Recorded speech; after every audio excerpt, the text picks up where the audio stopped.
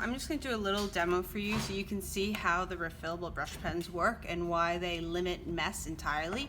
You might periodically hear my son making noise in this because he was refusing to let me do this without him popping up. So this is a brush pen. You can see it has a lid.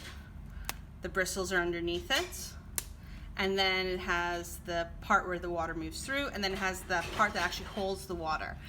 This allows the water to go down slowly to where it needs to go to, okay?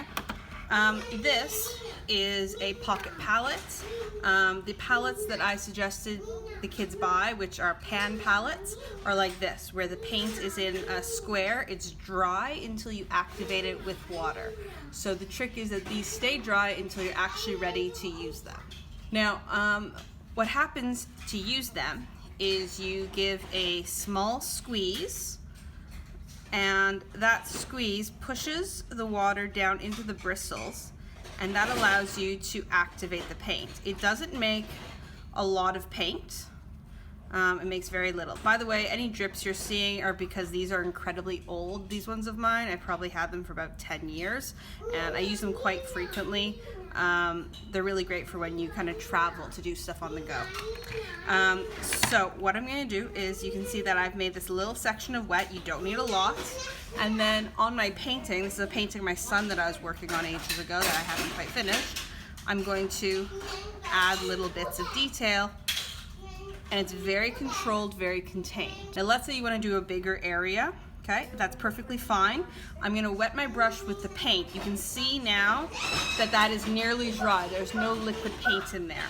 That's fine, because when I put it on the paper, what I'm gonna do is I'm gonna squeeze as I go, and by squeezing, I'm adding more water to the ink that is already on the brush. And that limits the issues with causing any mess from having too much liquid paint on the palette. Once again, those drips are caused by the fact that these are incredibly old brushes of mine. Is that a little Duplo guy? Working too. Is she working too? Is that mommy working too? Look, Sarah, it's me. I'm working too.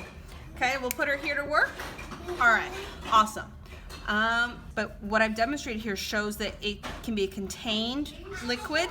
It doesn't really spread around. Now the last thing I want to show you is how we actually fill one of these, okay? So that's going to be the next portion.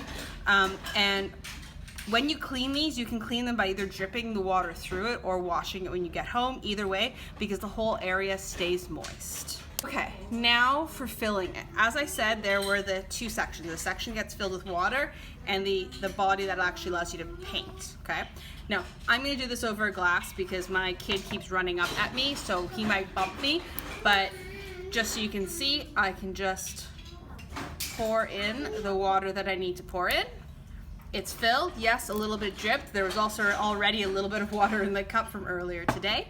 And then you just screw the top on, making sure you screw it the right way, and ta-da, you're ready to go. You're ready to paint.